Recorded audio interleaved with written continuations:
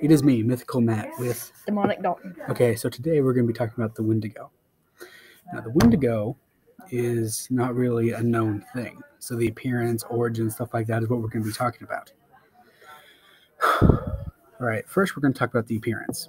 Now, because there's no real good stories about the Wendigo, I'm going off a phrase from a book that I can't remember the name of the title of to save my life.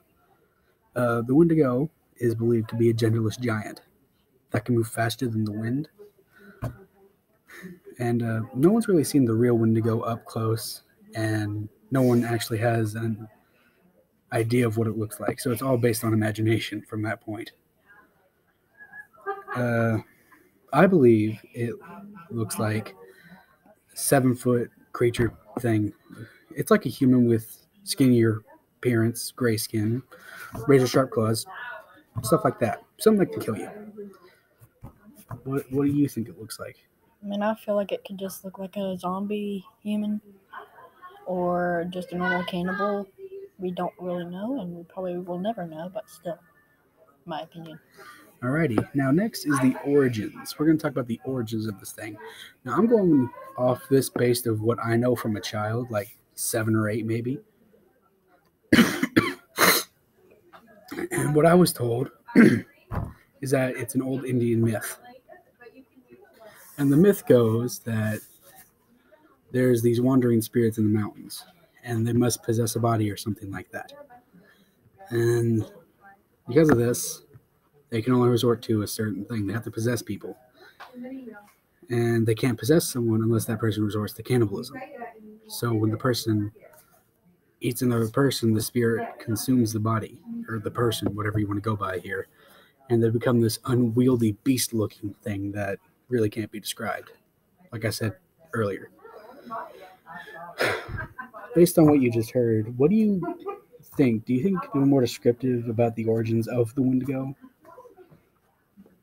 I don't really think that there are enough details to find out the real origin, but pretty much what he said is the most likely origin. Could have started in Rome, Greece, America. Anywhere.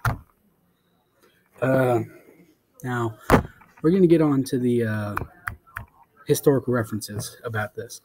We couldn't really find anything historical about the Wendigo. But once again, a story I heard when I was young, and we're just going to go off that. In the 80s, a man was camping deep in the woods, and he was attacked in his sleep. And he somehow got away. I don't remember the details. Sorry. And the police decided to check it out. Well, they followed the footprints, and they went on for miles. And what they found in the dirt was an unwieldy footprint, like razor claws. It had the foot appearance of a human, but it had claws like a bear, but more demonic per se. And that's really all I got on that. So what do you think? Based on what you heard, does it need a bit more to it? Like, could it have been more descriptive? Yeah, it could have been more descriptive if the dude... I personally think if the dude had saw it, or if he was attacked by it, he would have been able to give a clear description. So, I feel like he may be lying.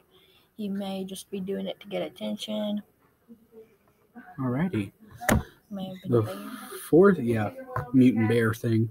The fourth thing we're going to talk about is a possible explanation, like what it could be instead of an actual mythical beast. I believe it's just a myth made up by parents to make their kids go to sleep. Because, if you scare a little kid, they ain't going to get out of bed until they need to use the bathroom. Or a Wendigo's in their room or something. What do you think it is? Possible explanation. I feel like it could just pretty much what you said, or it could just be a normal like I said before, a normal cannibal out in the woods trying to kill people, and not just some evil spirit. Just we probably will never know, but hopefully we will. All right, and the last thing we're going to talk about right now is the what interests us most about the Wendigo.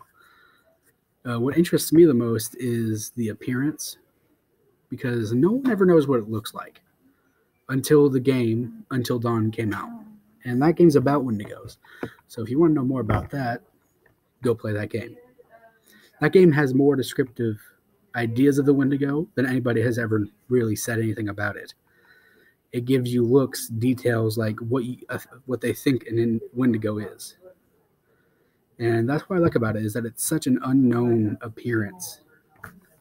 What do you like about the Wendigo? What draws you in? How it's so unknown and that we don't know enough about it that it's just like I'm kind of into like creepy and not creepy, like scary stuff and horror stuff. So like that's stuff that interests me and how no one knows what it is, and when it could strike, I mean, it could just kill you at any moment. So you like the unknown blunt force of it. Yeah. You wanna, you like how it's basically like, here's this thing that you know nothing Yes. about. Have fun. Yeah. Well, that's pretty good. We're gonna wrap that up there and sign off. This is Mythical Matt, going away now.